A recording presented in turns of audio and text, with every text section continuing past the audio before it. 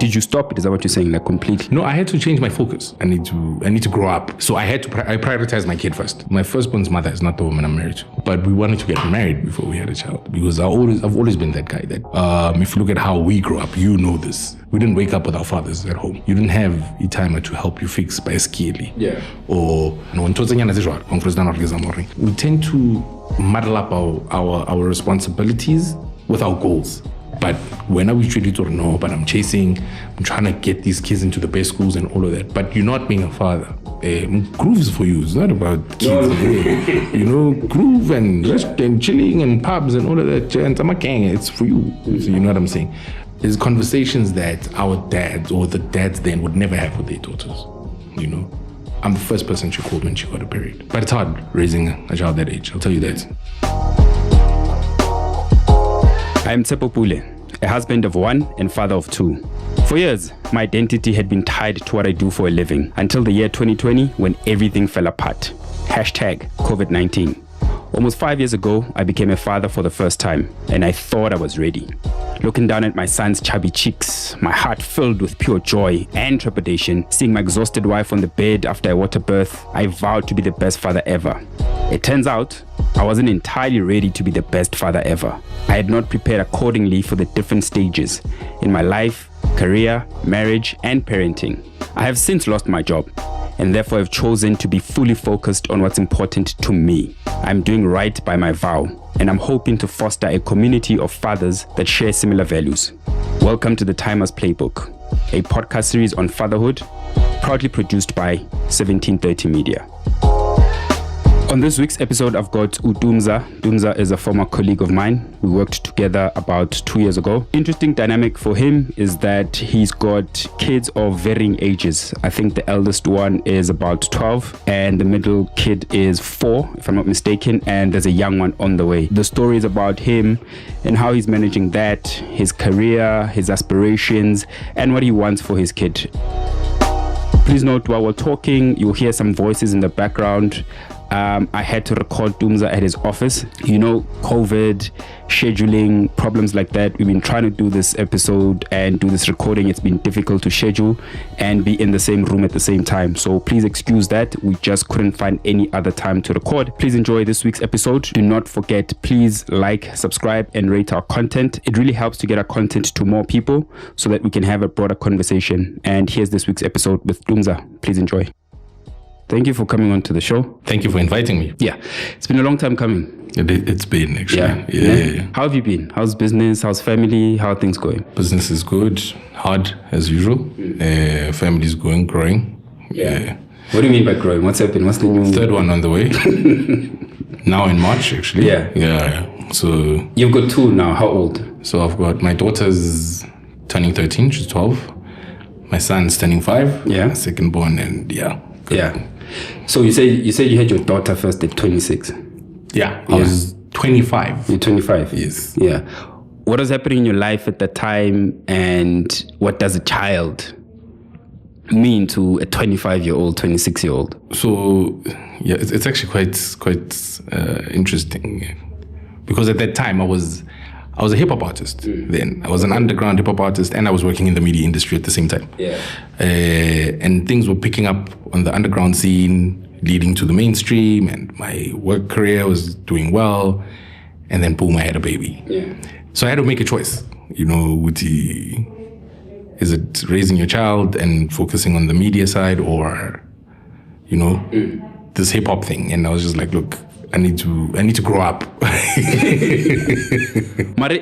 In terms of that as an artist, doesn't it make you want to then push harder for that? Why did you stop it? Is that what you're saying, like completely? No, I had to change my focus. So instead of being the artist, right, myself, I had to figure out how would I manage this thing, because I still wanted to be part of the culture. I still wanted, kids at the show like I used to do Gokasi. So what I had to decide is, how do I still remain within the culture?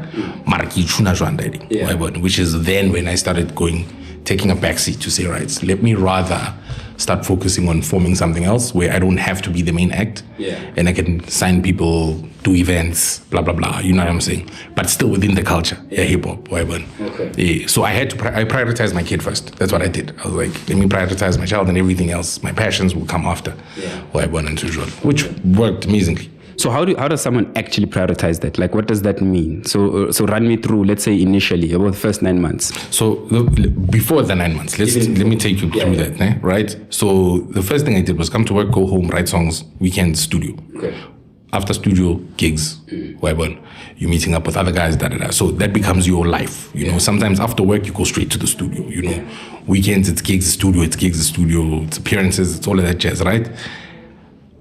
In the 9 months, now I understand that there's gynae appointments, there's this, there's that. So all of these things now, there's these new dynamics that are coming into your life.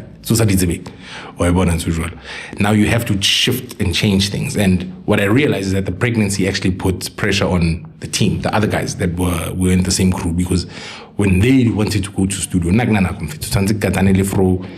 you know, we're having issues. Because our pregnancy wasn't a nice one. Because and she was nakula and so it took a lot from me to be involved in the culture the way I used to be, or in the music as such.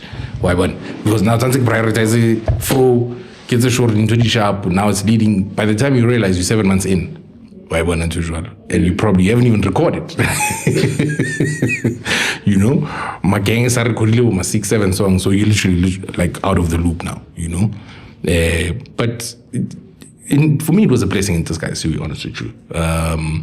Because the way things turned out for me, based on those decisions, then I couldn't have made a better decision. Yeah. And then at that time, obviously, no, so throwing. No, so throwing. And then Yena, how was she taking it? Like, what conversations was she having? What were her thoughts? So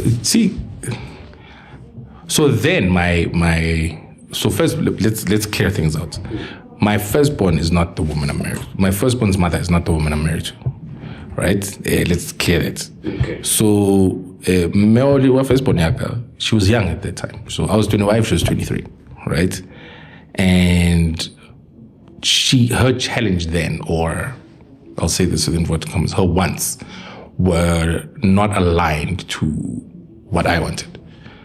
So already during the pregnancy, we're having issues because she's talking marriage, buying a house, and I'm like, but where are we going to get the money to do all of those things instead of planning life properly to say, okay, we are in this position. This is how we need to start looking at things. This is how we need to focus. So and then by the time, after 5 years, so she wasn't really seeing that picture. So I carried on with that plan. I was like, okay, now this is my plan. I'm going to carry on with that plan. We're not like this. And I'm still that plan is still in motion, as you can see. I'm sitting here, I'm still doing my thing. I'm raising my kids. You know what I'm saying? So, you know. So that's interesting, and I was going to come back to that later, but now you mentioned the idea of you and your partner being on the same page. How important is that? And is this something that you guys explicitly discussed? Is it like a conversation, or is it written down somewhere? With my, if I can call her my ex, yeah. With my ex, I tried to do that. But I think because of how young she was, and obviously, and I'll say this openly, media has a lot of influence on parenthood and how things go forward as couples, kind of vibe, you know, because a lot of Ntutana Dishibile is what you'd see in the media, and you're just like, but that's not realistic. It's not most South African fit entertainment. It's not reality. It's not what we're gonna go through. You know, we don't have the kind of money that these people have. So because of where she was and where I was, we were on totally different pages. So now you're trying to raise a child in that space. It's very detrimental because now your opinions are clashing, your views are clashing. So what you're trying to achieve for all of you is not what she's seeing. So already you've got issues from that point. So unlike now with my partner, my wife, where from the moment I met her, I was like, check this out. This is who I am. I've got a baby. I want to have more kids. I want to get married, but this is what I do. And this is the space I play in. Yeah. You know what I'm saying? And we are continuously having these conversations. I think we've been together for 8 years now. married for 3. Pretty cool, eh? Yeah. You know? So obviously then you mentioned that the second one comes into a more stabilized situation. Yes. Okay, so the second one then, what was the approach? So, it's so funny because the second one, we were already talking about having a child, right? But we wanted to get married before we had a child because I've always been that guy that before it was it so happened with my it happened. So it wasn't a mistake, it happened. And nothing's a mistake, especially when it comes to kids. You must just embrace it. So we were planning on having a child the following year, which was 2017, or start making a child. Come towards the end of 2016, this woman tells me she's pregnant. I'm like, oh, is everything okay? I'm just like, plan, because we had other things we wanted to do. We wanted to get married, after get married, do a bit of traveling, you know what I'm saying? Buy a house and then, but obviously God has his own plan and we had to shift everything. Similar so to this third one that we're expecting. Yeah. We'll come back to that one just now. So in terms of that, marriage first, where does that come from? Like, is it from how you grew up, or what put that thought in your head that we need to be married first? So for me, the whole idea of being married before you have kids, right? Because remember, Mwanotla in a commitment, right? And I feel that if you guys are married, because marriage is not just, I'm not talking about marriage feelings. The paper itself forces you to understand that you are in an agreement with the person. So whatever you do going forward, it's between both of you, kind of vibe. So when you bring in a child into a marriage, right, you have the understanding that you've agreed to take care of each other. Now there's another person that you have to take care of, and you have to make sure that both of you are responsible for that. And I'm not saying that people who have kids out of wedlock it's a bad thing. I'm not saying that. It's just my view that it actually works better, even from a stability perspective for a kid. You know what I'm saying? Because if you look at how we grew up, you know this. We didn't wake up with our fathers at home. You didn't have a timer to help you fix bicycle, or how to shoot a water can. So I promise myself that if I'm gonna have kids, I'm gonna be there for my kids. You know what I'm saying? I wanna make sure that the things that I didn't get to experience, they have them. You know what I'm saying? They call it spoiling kids, but hey, it is what it is. No, that's a good thing, man. So I agree with you, Vele. Lena, that's what drives me. It's how I experienced not having a father that makes me the father that I want to be. Which is crazy, because on the other notion, there's people that go through the same thing but choose to be exactly like their fathers, because that's also what they know. So again, you also need to understand environment counts. When it's environment in terms of, when I say environment, I'm talking in terms of household. How your parents, or your parent being your mom at that time, your grandmother, like some of us who are and our mothers and our uncles, the values those people instill in you will always determine how you become as you grow up. You know what I'm saying? So my mom married for 30 years. She was happily married. My uncles will all be married, they've got kids, and that's what I saw. I saw that, you know what I'm saying? And they always used to say to me, Raymond, you are ready to do it. Don't do things for the sake of, or if you're gonna have a child, you need to understand it. Get responsibility how. And family first. That's just how it's been. So it was easier for me to adapt that, to say, this is how I want things to be for me and my kids, kind of vibe. Yo, that's interesting, because I never had that. I didn't have examples of stability, like anyway. So it wasn't like my uncle, my brothers, or whatever. I didn't have that. It's just something that was in me.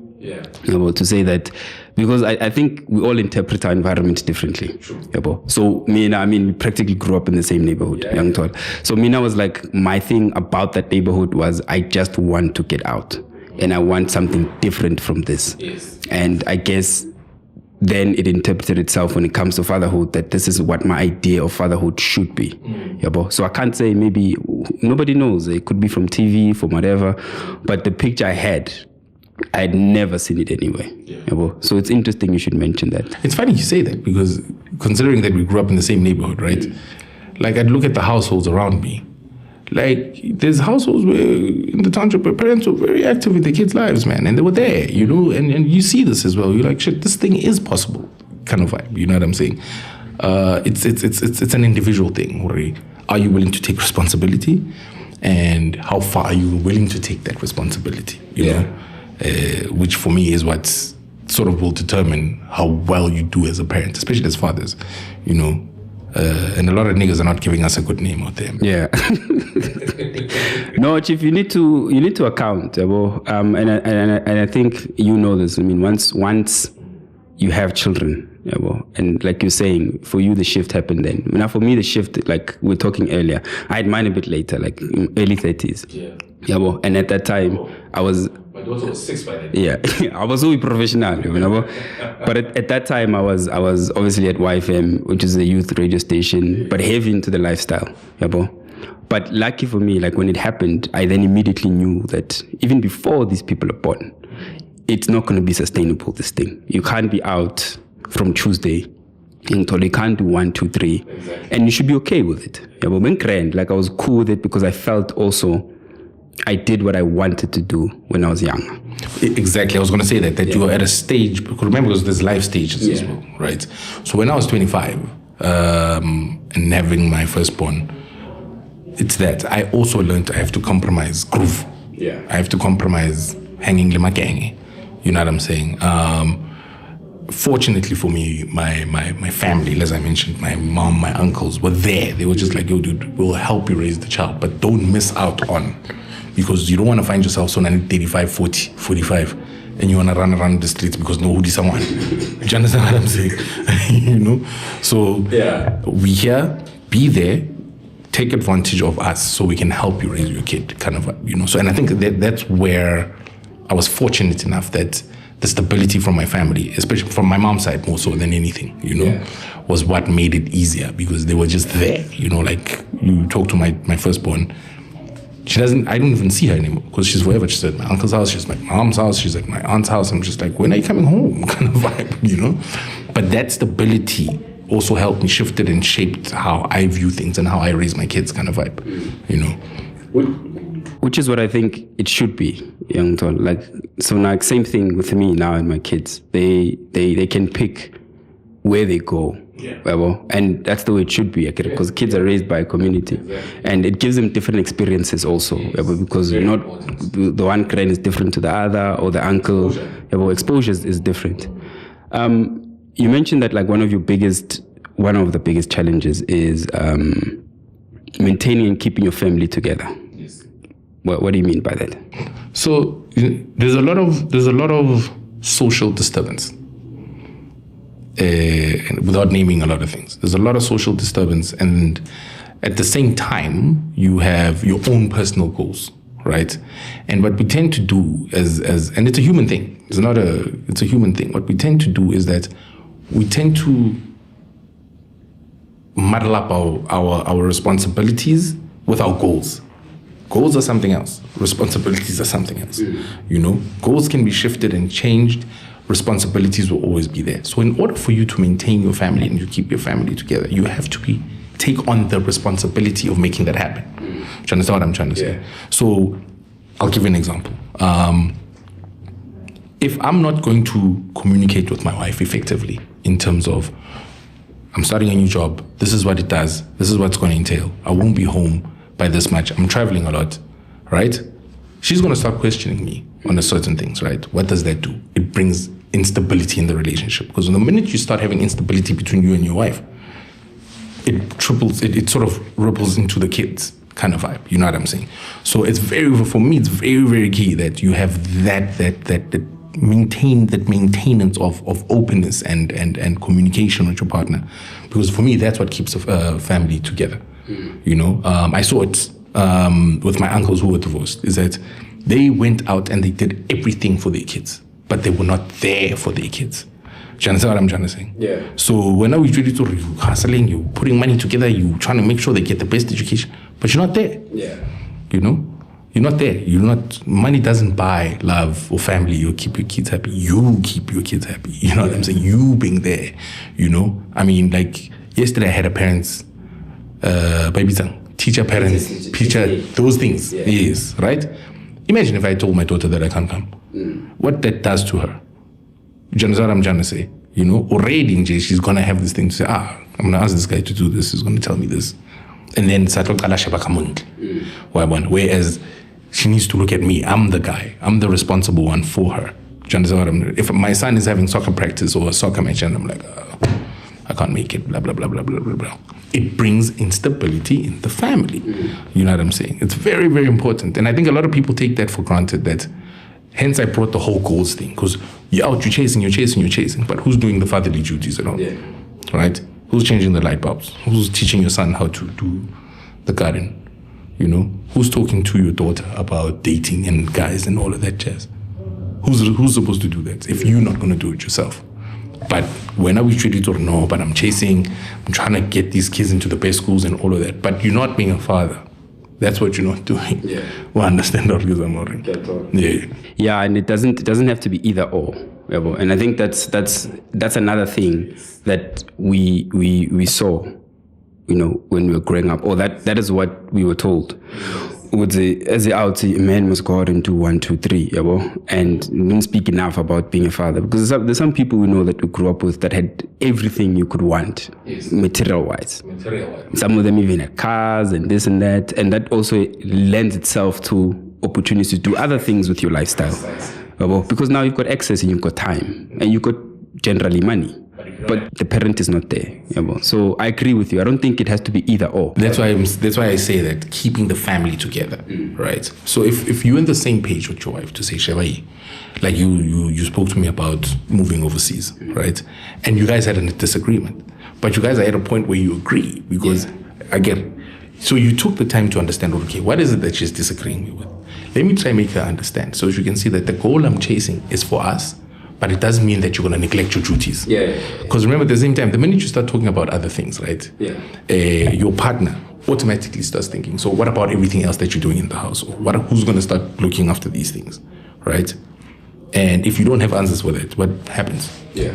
No, you need to be. I think it's a partnership, well. So you need to be together on this, And I think as you get older, you start having even more serious conversations, about more open, because I think when we were younger, for me especially in any ways, not everything was explicitly said, or maybe I didn't even have the language to say it.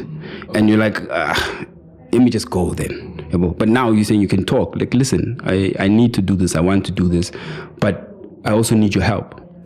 And because you don't want to go with your partner, but you're feeling bad and guilty. Exactly. Now you're not even involved in that thing, and now that starts creating resentment from either side. Precisely. And kids pick up, like you're saying, on that kind of energy. So that's why my whole thing, keeping my family together, is like the most important thing, And it goes back to what we were saying, is that now you've got kids. What is it that you need to give up that is a stumbling block? Or not necessarily a stumbling block, but what is it that you need to give up that was for you? Yeah. Right. Groove is for you. It's not about kids. Groove and rest and chilling and pubs and all of that. And I'm a gang. It's for you. So you know what I'm saying? If you're not getting to that mind state to understand, or there's certain things that you need to, and I hate the word sacrifice. Because when you say sacrifice, it means, but I sacrifice. No. You're not sacrificing your fucking kids. Yeah. Excuse my language. They're your kids. You're not sacrificing. You're making changes in order for you to be there for your children. Yeah. You know what I'm saying? So when niggas are like, me, I sacrificed this. I'm doing this. Who's supposed to do it? Yeah. You, the father. You know what I'm saying? And the minute you start making those excuses as out to try find ways out. I mean, we've all been there. I'm sure you've also lied to your wife a couple of times or told a story with, no, what, because you wanted to go groove. Like you're saying, we're at an age now we understand. Which no. You know what I'm saying? No, that's it. Yeah. Exactly. And not to say I don't groove. I groove. Yeah. And if I want to groove, I sit my wife down. I'm like, Chief, me, I want to groove this weekend. Are you coming with? Or if you're coming with, let's call the grands.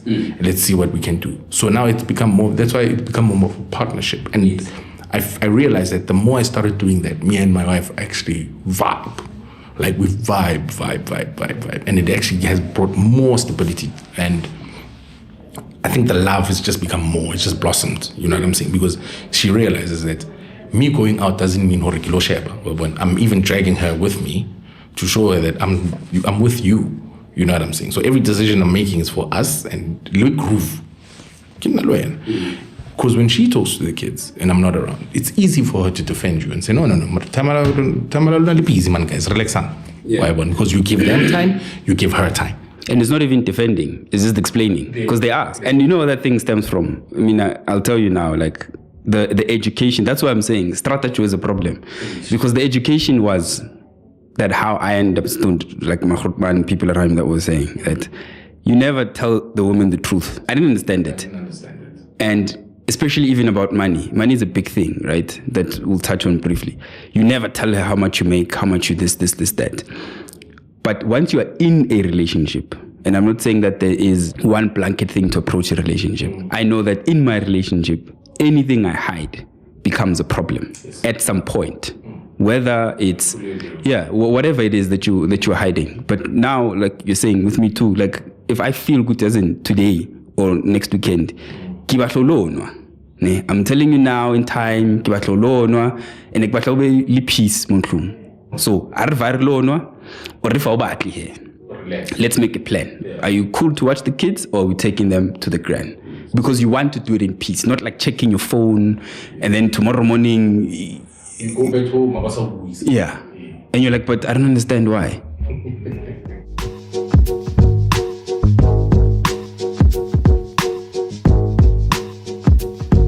So you say your firstborn is 12, no? Yeah, 12. Now that's another stage. Yeah.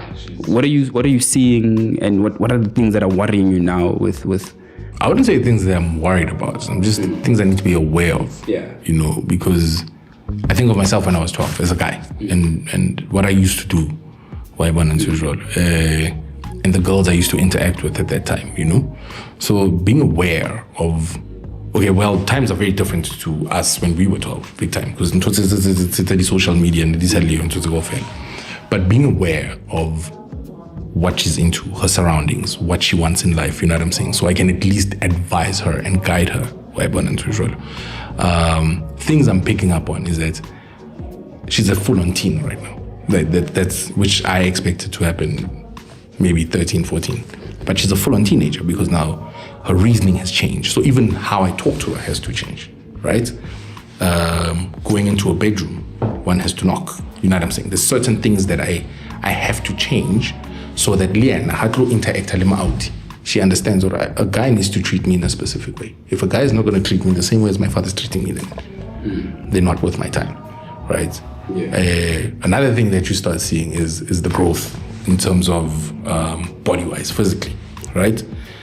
There's conversations that our dads or the dads then would never have with their daughters, you know?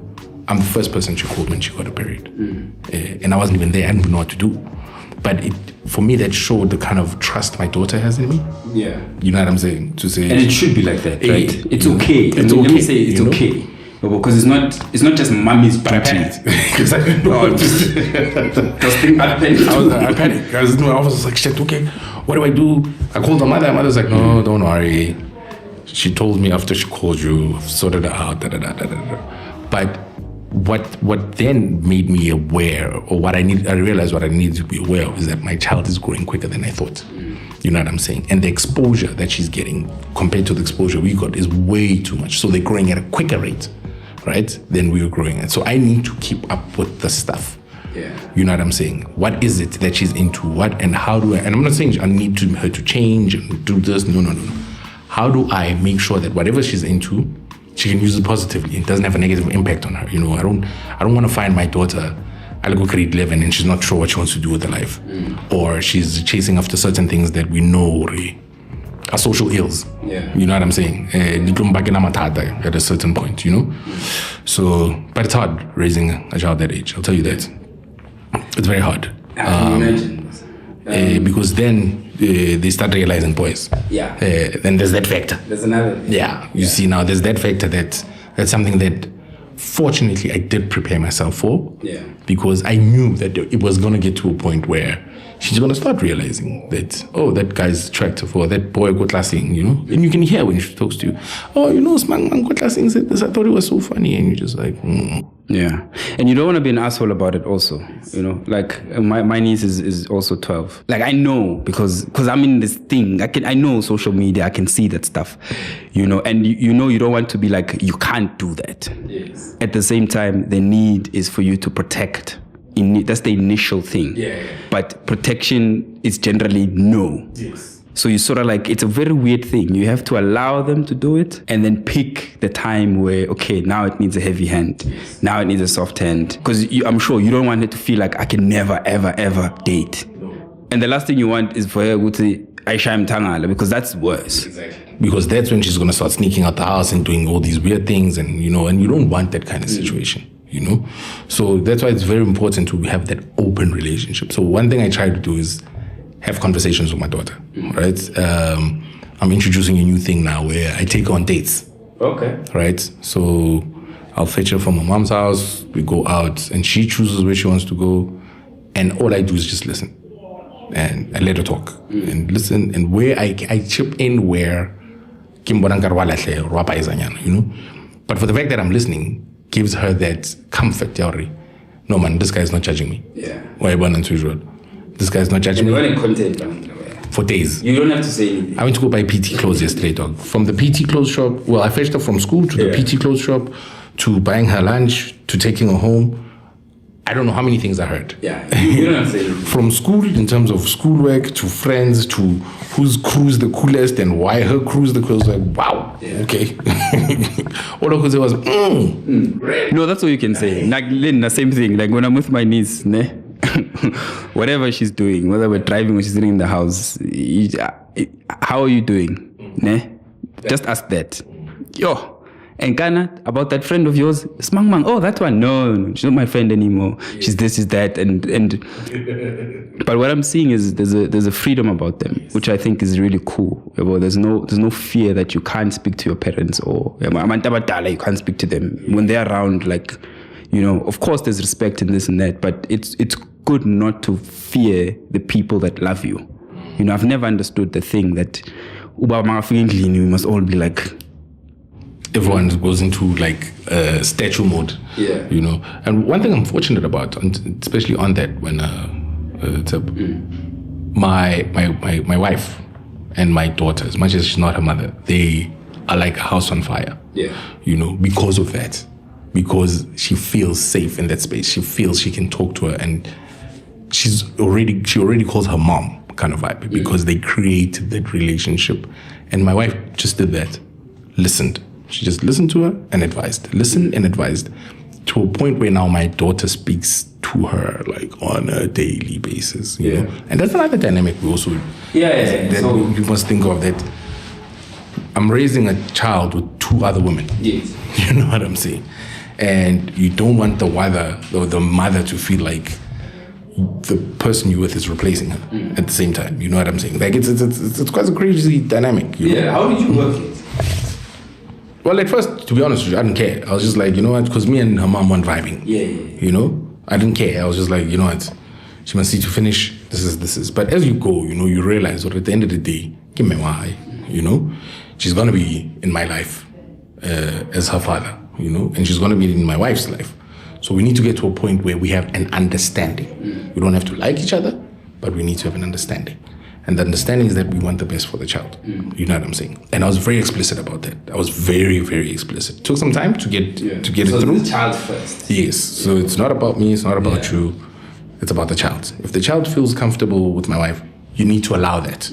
Because if you allow that, she's going to be comfortable with you at the same time. You know what I'm saying? So for her to have two moms is a blessing. You know, and that's how she sees it. And that's how we raised her to see it. Whereas she's seeing this conflict and all of that, and it's not good for the child. It affects them mentally, physically, it just affects them. So I think what I stood my ground on that to say, we are not going to make this about individuals, it's about the child. Yeah. And I had that conversation with my wife, I had it with my daughter's mother as well. And that's interesting. And so how do you guys do like extended family? And it's because essentially a child, like we said earlier, give village land. They come with things. So things like that, like let's say it's her birthday, example, right? You guys at a point where her family also comes, which is like her gran or from like from her mother's side, or is it just the mother now? That's just you guys just deal with. Yeah, so I'm okay with the grandparents or the grandparents because the grandfather passed away. God bless his soul. He was a good man. The uncle, you know what I'm saying? I'm good. Her cousins, we're very good. You know what I'm saying? Like they visit, they do stuff, but. So when it comes to things like birthdays, we decide, are you going to do it or am I going to do it? Okay. Do you want to come? I don't want to come. Okay. We're still working to that point where it's okay to have both of us at my daughter's. By the time she's 16, it'll probably be that. You know what I'm saying? She'll probably lead it also. Exactly. That's children for you. Precisely. And you're right with that because she went and started telling her mom about my wife to say, she's so beautiful, she treats me nicely, she does this for me, she does this. You know what I'm saying? And I think her mom also realized that I'm not going to stand in the way of a relationship. Yeah, because at the end of the day, I can't really, which I respect a lot. I really respect that, However, it's a difficult one. When it's not easy. Because when I with it, you know what I'm saying, and you know how people's emotions are. Sometimes you might feel like you're being left behind, or especially when one's life progresses very quickly and yours is not. So there's always those dynamics. But as long as you're very explicit and open about it with both parties. Yeah. It should be. I'm not saying it will be. It should be. Yeah. Okay. You know what I'm saying? Yeah. No, it should be. Like it's hard because I don't know that scenario, but doing this podcast, I've spoken to a few guys that is it's the thing, but it's also life, right? It doesn't mean the person you have a child with is a person that you stay with forever. Precisely. Because life happens. Like you said, life always happens. You never know. I don't know what's going to happen in 5 years' time. Yeah. But the one thing I know is that I'll always be a father to my kids. That's one thing I know, and that's one thing I can't change. Yeah. But taking that responsibility of knowing that I'll always be there for my kids is the main thing. And whoever I'm with must understand that. Then everything is secondary. So knowing your daughter now, and I'm just focusing on the older one, because they're about to move into that stage. What's your biggest wish for her? She must just stay focused, because she really is focused. If she can just stay focused for me and focus on what she wants, when you're in primary school, there's this thing of cliques and being cool, and you know what I'm saying, and those things tend to disrupt in terms of where you want to go because you're trying to fit in. So one thing I'm trying to teach my daughter is the whole point of not trying to fit in and doing you, and that's what I wish for her, to focus on what she wants, not what the group wants, because that's where you get lost, kind of vibe. We've been through that, we saw it ourselves, and her being and it sounds weird, but street smart. Yeah, how do we do that? Because we were just talking about that with my wife also, and I was asking her, like, because you have these ambitions that I want to do this, I want to be rich, I want to, and I always wonder, like, then how do I keep, or at least light a fire for my kids to be hungry about doing stuff when they never want for anything. You know what I mean? So my drive for a lot of things it does come from not having had them. So the homes, the cars, the drive, this drive, So in your opinion, how do you think you get that right if when you have everything you want and your kid grows up with everything they could possibly want and more? So as much as our kids grow up with everything and possibly more, right? So one thing I do is that my kids have to work to earn anything, right? So for my daughter to get a new cell phone, she has to achieve a certain thing at school, or on her extramurals. You know what I'm saying? So there's always, everything she has is attached to an achievement, so that she can understand that nothing comes for free. Everything you get, you have to work for. You know what I'm saying? So there's a certain discipline I'm trying to instill in her, so that she understands from now that as much as my dad and my mom and my other mom can do everything for me, I still need to work to get to those things. You know what I'm saying? That nothing comes for free, I mean, if you don't start teaching your kids that the value of whatever it is, whether it's money, whether it's a relationship, that whole concept of the value of, if we don't start teaching our kids from a young age, then and that's how the world works. Exactly. So you're saying to her that if you do certain things, particularly, let's say, right, or you achieve, or you actually push yourself, yes, you are rewarded. Yeah. And that's the world, right? Exactly. If you work hard, you get rewarded. Whether it's bonuses, paycheck, this, that. It's exactly that. That's my concept, and that's how I go about it. You know what I'm saying? And what it's done, it's actually, because what I've noticed with her is that it pushes her to work harder, because she wants a lot of things. Yes. Looking towards drones, this and what she does with the drone, I don't know. But she wants drones, she wants. You know what I'm saying? So I'm like, okay. Yeah, but that's human beings, right? If you knew Gutiazin, like now we're sitting in your office now, like a lot of people work in offices, but it doesn't matter how hard or you work. Some people know that, okay, month end is the same thing. But if you knew that if I work harder, the reward is there, yes, you probably get a lot more out of your stuff. Exactly. If it was fair, like according to what they do, you get justly rewarded for what you do. Yes. Not like in a month, you just get the salary, even if you are the hardest working person in the company. Precisely, and that also sort of spills over to, I'm trying to get my child to start thinking independently, not to think, I need to get a degree to get a job. Yeah. I need to, there's things you can do for yourself, like the world is your oyster, you know what I'm saying? Yeah. But you have to have the right mindset. That's the most important thing.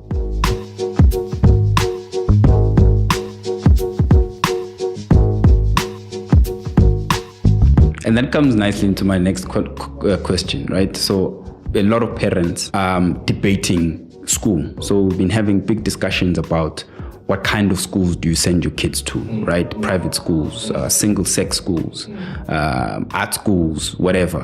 For your guys' kids, all 2 and 1.5. Yeah.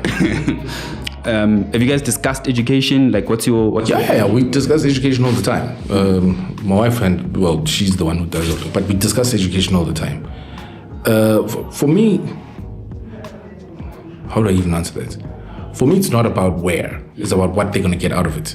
Whether it's the school, whether it's the institute, what are you going to get out of that, right? So if I'm going to send my child to a boys' school, what's in it for him in that boys' school?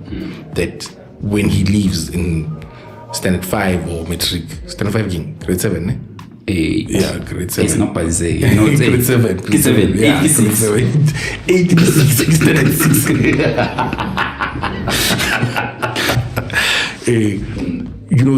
There's always those things to say, okay, if I'm going to take my child to the school, what's in it for the school? It's not just about the education anymore. Remember that. Yeah. Right? Because life has become harder. At first, you get an education, you get your degree, you get a job. Now there's 20 people like you with the same degree. It's not even 20. Let's be honest. I just threw a figure out there. Like me, us, we're not engineers. You know what I'm saying? We're not specialty people. Yeah, exactly. We're not actual scientists or whatever. So there's millions. There's millions of us. Yeah. Right. So already I need to instill that to understand the landscape out there is very competitive. You need to be able to do things for yourself, for you to be able to survive for yourself. Yes, daddy will always be there, but when daddy's not around, you need to be able to, even with my son, as young as he is, I try to show him certain things to say, hey, chief, how to scrub up? Yes. He's old? 4 turning 5. He's 4. Yeah, no, that's a good time. And already they know it now. You want cornflakes, latalbis. Yeah. Latal conflicts, it's so those little disciplines, as a whole, responsible. Okay, this is my space has to be neat. You know, this is mine, it has to be. So by the time I feel like aging, so I understand what I'm saying. Yeah. And if we don't do it now, no, then you're going to be late. Yeah, you know, you're talking about things are crazy for 12-year-olds. I noticed that at 5, I didn't know how quickly kids develop. Yeah. Nor did I do a lot of understanding or research into how they actually develop. So now it's actually catching me off guard. But at 5, you're right. Like at 5, my eldest understands so much. So everything you've just said now, they understand it. Because I didn't think that at 5, they'll be able to make their bed. Yes. That was in my head, because part of me was helicopter parent. I'll do it. What. You know, and I'm realizing, holy shit, this kid can, if you just actually tell them and consistently show them that this is how it's done, they can make their bed, they can make cereal for themselves, they know how to dress themselves, all these things, because you have a small window. And I think it's between birth and about 8 years old, where they just consuming, maybe 10, information. And because after 10 or after grade 5, standard 3, standard 4, that's when the external influences start coming. That's when you start seeing, I get because no sebatopa, sebalbahul, I get sebanandi crew kuskulung, sebanani. Then they start picking up into the strategy. Why bother? And the foundation, how? Yes, if it's strong, yeah. Why bother? So that's why I instill those things, and I think that's how I was raised by my grand to say, Chief, self-sustainability is very important. Yes. You know, so that if you know how to get by. You don't have to wait for anybody to do anything for you. Whatever. Yeah. And that's one thing I instill in my kids to say, hey, mama lang. Yeah. You know what I want for my kids with education? Because it's the same thing that I'm thinking about now. What do I do? Because I was a big advocate of education. Having gone to boys' school, my thinking was, if it's going to help them with 1, 2, 3. But now I'm noticing that these people have their own personalities, that I want them to guide me in terms of where to take them. I've seen with a lot of parents take their kids to prestigious, expensive schools, and the kid never felt that school from day one, does not feel it, and then you end up being angry with him because he didn't perform at that expensive school where he never wanted to go. And it's the same thing with university. Every year we have young people trying to get into the university with the hope that it'll better their lives. But 30% of our population, and it's even higher, is unemployed, meaning that there is no direct correlation to having a degree and employment. So then my challenge is then, how do you channel your kids to never need a formal education, but should they wish to have it, then everything should be ready for them. Opportunities there. Yeah. So I think for me, that's very hard, actually. You know, that's very hard. It's very hard, because you could think that because let's say, for example, you want to train your kid to do this podcast thing, thinking that Kimaruta skills he's saying so, and your child turns out to be want to do something totally different to what you thought. So it's very hard. I just think that we need to get the basic disciplines right. Yeah. You know what I'm saying? Like, get the basic disciplines. Like you're saying, the foundation, get the basic disciplines right, so that when it comes to that point, right, they're quite clear to say, not really tertiary, but I've got a business proposal. Yeah. You know what I'm saying? Because I want to do X, Y, and Z. But that's why at this age, exactly to that point, about at this age, because now they're 5. I mean, soon, I think grade R, I don't know how long it comes. Yeah. So that's exactly what I'm trying to get to, is that at that stage then, do I invest my time and money and resources, for example, getting them into the school that I went to, young tall, like at this age, or do we consider homeschooling? Young tall.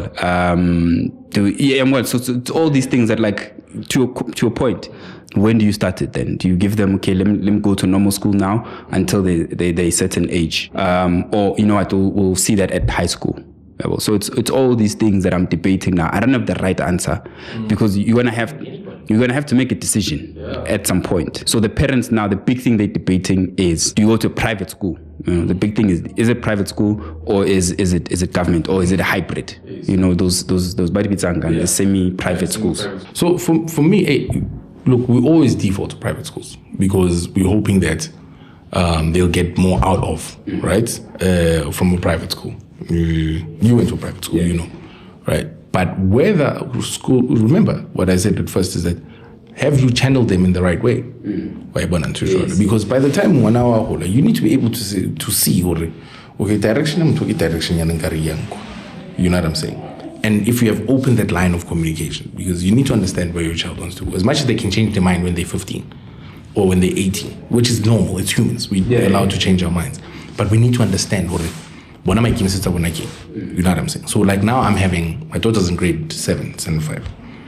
And the school she goes to goes up to matric, St. Catherine's. It's one of these private schools. Yeah. And I was chatting to her about it yesterday. And what I was talking to her about was the level of exposure she'll get if she goes to a different high school, as opposed to being in the same school with the same people with the And what I realized is that she's already in her comfort zone. So her moving out of that school is like, but the idea of meeting new people is what excites her. You know what I'm saying? So Liana, she's a bit confused. But she understands right now, for me to do certain things, because my daughter wants to be a lawyer, a doctor, astrophysicist. Well, her marks even tell her that. And I told her, I'm like, the school we choose has to be based on what you want to do in life. 100%. So 100%. What is it that you want, and I can choose, even if you say the top five things that you want to be, I'll be able to find a school that can help you groom that, you know what I'm saying, and help you groom that and be that, whether it's a private school, whether it's a semi-private school, whether it's a government, doesn't really matter, as long as it's going to be to get her where she needs to be and what she wants to do, you know what I'm saying. And that's that idea of self-development at a very early age, because then you're eliminating time wasting and like hoping if she stays here because it's a prestigious school, well, it'll be sorted. I'm not even happy with that education from that school. And it's like you're saying, it's a prestigious school. Man, top 20, top 30, top 15 in the country, But for me, I'm just like, it's a bit limited. Yeah. You know what I'm saying? She needs to be exposed to more. Yeah. My wife feels the same, especially primary. Until primary. Yeah. Especially primary. She'd prefer that they went to a school that wasn't private, but it lends itself to meeting people from different walks of life, where some kids bavaga public transport, some kids do come from rich families, some kids are bursary scholarships, you know what I'm saying? Then you unali scope, because I remember in high school when you go to that school, I didn't have the same education in terms of you guys. Like Batbako Gandhi, we didn't go to Gandhi because we never needed to. Yes. It wasn't that kind of school. Yes. Like everything we did was that side with these people. In fact, it was discouraged. Yes. They were like, if you say to them, listen, I need 1, 2, 3, like that school say, if you say you need something, they're like, okay, no problem. We'll find it for you. As opposed, they never said to you, okay, what is it that you require? Here's the work that is needed for you to get that. So it was like, what that taught me was like, if you need something, someone will give it to you. So they give it to you. So I need boots. Someone will give you boots. They don't say, okay, you need boots, no problem. Come to me. I need you to do 1, 2, 3 for you to earn that. Even though it was high school, I know. But I realized that it does give you a one-dimensional experience. But because we came from the township and we had bursaries to that school, we were fortunate because we had the other side anyways. Yes, you come from there. I come from there. So holidays, I'm there. Weekends, I still go to Gandhi or I pass by town to get to home. So it was by default, So it's important. I do agree that you need to find a way for that to happen naturally. And at the stage, it's important. Yeah, because like if you think about us, when we grew up in the township, like you say, my daughter's got no clue of what happens in the township, right? Because she grew up in the suburbs. Right, my son has no clue. I can even see the excitement when we go to my grandmother's house. Yes. I'm told, you can't believe so many people in the street, so many cars. Like, where are we kind of vibe. Why born and usual. But do I want them to experience the same things as me? Not really. That's what I'm trying to say. Because life has evolved. Yeah. Life has evolved. It's changed. You know what I'm saying? It's changed so much that what was relevant to me and being in tune with the hood and, is not what's relevant to them. Yeah. You know what I'm saying? So those scopes as well will also direct you in terms of how do I educate them? Which kind of schools do I take them to? You know what I'm saying? I have guys, I've got friends who are like, and I'm like, why? Yeah. Tell me why. Why do you want your child to go through what you went through? No, it's strong. It's your job to make your kid strong. It's not the hood. What if Mtwana tries a kasi and then you end up by Batsutsi? Yeah. And then kasi doesn't mean you're stronger. Precisely. Yeah, well, there's yeah. But you see that already that logic on its own, it's out the window. Yeah. You know what I'm saying? No, but it's that thing you were saying. I think that's an important point, that irrespective of where they grow up, the fundamentals such as hard work and being rewarded for your hard work, fairly compensated even. Exactly. Those are part of life. Whether you're in a township because you could be in a township and still think that you are due things. Until not next, so we're just going to take it. There's many people like that. Same in the suburbs. You know what I'm saying? We deserve because this is who we are. Exactly. But what I'm trying to drive is that you've worked to get to a certain point in your life, right? And then you make such comments. Sorry. Man, don't listen to legacy. So you are regressing in life. Yeah. So you're basically saying your child must regress. Yes. In order for them, why? Instead of saying, because that's what our parents wanted. Exactly. Yeah. If I'm going to get to 10 million, my son needs to get to 20. And his kids need to get to 50. And do you know what I'm trying to say? And that's how, as people, them sort of digress a bit. That's how, as people, we're going to go. Is if you lay the foundation for the kids. Why born and usual. All these things, generational wealth, all of those things, it starts from when these people are young. If you and I were taught about money when we were 5, and we knew how to work the cash register at age 8, and we knew how to put a journal together and a general ledger by age 18, where would we be by now? Exactly. Do you understand what I'm saying? No, I agree with you, And that's the other things we've touched on, like about money especially. I agree with you. Those are things just as much as understand economics from a very early age. And that's all you need to know. It doesn't matter where you're from. It's those simple things, those fundamentals. And I tell my kids all the time, like, dudes, you guys, you're going to be, because they're boys, so they're very concerned about size. You're going to be bigger than me. You're going to be more successful than me. You're going to I am cool with you doing everything that even myself I've never thought of. Yes. About that for me is very important. Yeah, you know what I mean? Never limit. And it doesn't even matter what it is. I'm like, there was a time when my kid, Narata, was a fireman.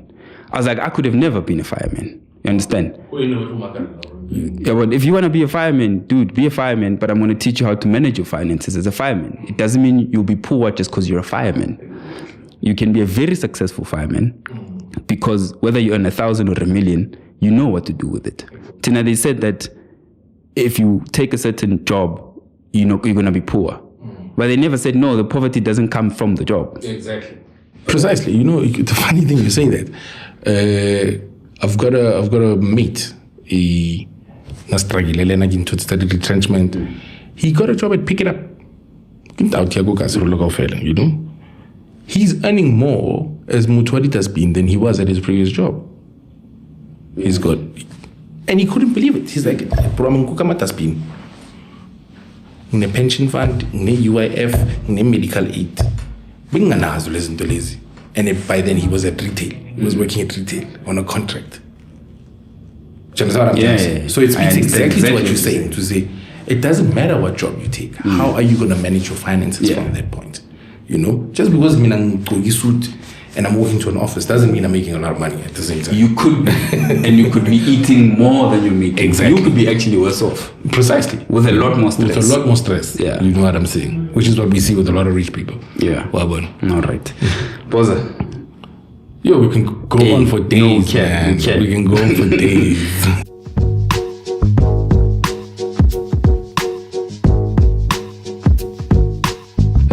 You remember your 3 things. All right, cool, boss. So, in closing then, some of the things you've learned so far as a father that you want to share with some of the listeners? Listen, these kids know more than we do.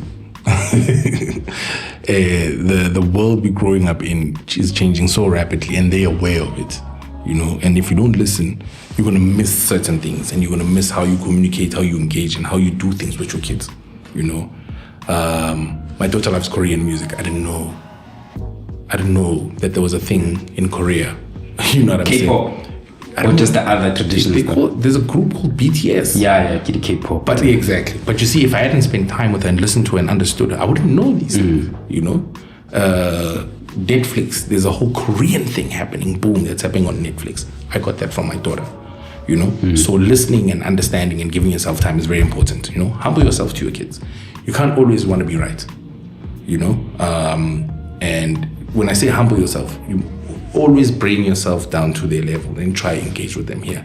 Cheeky, what's up? And I know. Some of us became hard-headed because of that. Yeah. And you only realize it's only more because you know what I'm saying? But if I talk to my daughter and I come down to her and I say, check this out. This is how things are done. This won't vibe when we do things like this, because this is going to be the outcome, you know? As much as I'm upset with her, I've brought myself down to her level. I'm talking to her. My son, I don't shout at my kids. I'll never do that, you know? But I learned that I have to be humble enough to understand what they're growing up, and I need to bring myself to their level so that there's an understanding. And that's the only way they're going to respect me. Unlike when I'm screaming off the top of my lungs, it's not helping anybody in that sense, you know? And then to learn from others. When I say learn from others, that they need to be aware themselves. I need to be aware, because parenthood is not easy. You know what I'm saying? So always take advice from other people in terms of what is it that they're doing differently with their kids? What is it that they're doing to make sure that their kids go in a certain direction, you know? Especially people who've had kids before us. It's important to learn from each other so that and try grow a new generation of kids who will do better than we did. You know what I'm saying? Because that's what our parents wanted, and we also want that at the same time, you know? And be open. When I say be open to criticism, just because something you did is wrong and some people didn't like it, you can't now go cave in and say, oh, I failed. No. You know, you need to be able to open yourself up to criticism, understand what is it that it is, and go better yourself. Because criticism is all about bettering. You know what I'm saying? No matter how harsh it can be, you always need to take it and be able to use it to better yourself. Some people will come with criticism from a negative perspective. Some, it's to develop you. So you also need to be able to distinguish the two. So, why Baba play a hate? Because the people play a hate. That's just how it is. We know that. You know, it's out there, you know? Don't be afraid to make mistakes. One thing that I never got, you know, but the whole tuba kopi was like, oh my God. The mistake is simple. You know this. You know? So those kind of things, you know, if my daughter decides she wants to do medicine, and then a year later she feels it's not for her, she's allowed to do that. You know what I'm saying? You need to be allowed to say, I've planned for your tertiary. So make sure you take advantage, but you know what I'm saying? You know, if you've decided midway through your first semester, no, this is not what I really thought this was, it's okay. Because at the end of the day, you want her to be the best in what she is. I get it. You can't force it. And I was fortunate enough that my mom did that for me. You know, she thought I was going to be a lawyer and accountant. My mom really thought I was going to be a lawyer and accountant. And when I said, I want to go into media, she was surprised, but she never challenged it. Because she was like, are you sure is this what you want? I was like, I'm going to excel. I can guarantee you that this is where. So I learned from that as well to say, be able to and total. Yeah, man, that's it. 100%. Thank you so much, boss. Yeah, thank you, my brother. No, I appreciate that, man. Thank you. If they had to say, what is the highlight of your life? It's being a father. You know, that's one highlight that I will take anywhere, and you know, I'll do anything for my kids. Awesome. That's a great place to end, actually. Thank you so much to Tumza for participating in this week's episode. And thank you very much for listening and making it to the end of this particular episode. I appreciate your support. Every stream counts. So please get onto your favorite streaming service. Make sure that you subscribe and you rate us. It really, really helps us in the ranking so that more people can discover our content. See you next time. Sharp.